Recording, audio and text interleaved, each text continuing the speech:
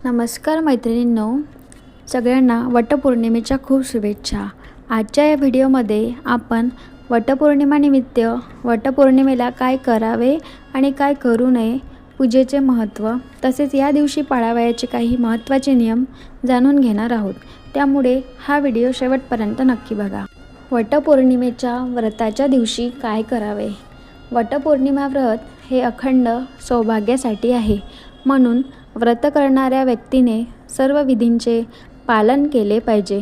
म्हणूनच उपवासाच्या आधी याची व्यवस्था करा।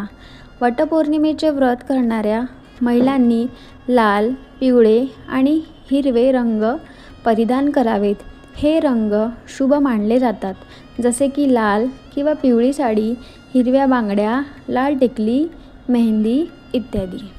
वटपौर्णिमेच्या व्रतामध्ये वडाच्या झाडाची पूजा केली जाते। पूजेदरम्यान धागा वडाच्या झाडाभोवती गुंडाळला जातो।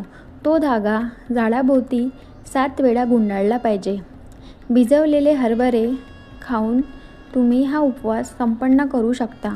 पूजा संपल्यानंतर लोक सुखी वैवाहिक जीवनासाठी देवी सावित्री आणि वटवृक्षाचे आशीर्वाद घेतात। तसेच पूजा करताना वटसावित्री व्रतकथा म्हणजेच सावित्री आणि सत्यवानाची कथा देखील ऐकावी। त्यानंतर वटपौर्णिमा व्रताच्या वेळी काय करू नये, तर हिंदू धर्मात कोणत्याही उपवासाच्या वेळी चुकीची कृत्ये टाळली पाहिजेत। उपवास नेहमी मनात शुद्ध भावनेने पाळला पाहिजे, तरच त्याचे पूर्ण फायदे मिळतील। म्हणून कोणाबद्दलही द्वेष किंवा राग मनात ठेवू नका। वटसावित्री व्रताच्या दिवशी उपवास करणाऱ्या महिलांनी त्यांच्या मेकअपमध्ये किंवा कपड्यांमध्ये काळा, निळा आणि पांढरा इत्यादी रंग वापरू नये। उदाहरणार्थ, या रंगाच्या बांगड्या, साडी, टिकली यांचा वापर करू नये। खोटे बोलू नये, कोणाचाही अपमान करू नये किंवा कोणतेही नकारात्मक विचार तुमच्या मनात येऊ देऊ नयेत। दिवसभर शारीरिक आणि मानसिक शुद्धता राखावी। पूजा केल्याशिवाय उपवास सोडू नये। याशिवाय वटसावित्री व्रताच्या दिवशी तामसी पदार्थ खाणे टाळावेत। हिंदू धर्मातील प्रत्येक सण मोठ्या उत्साहात साजरा केला जातो।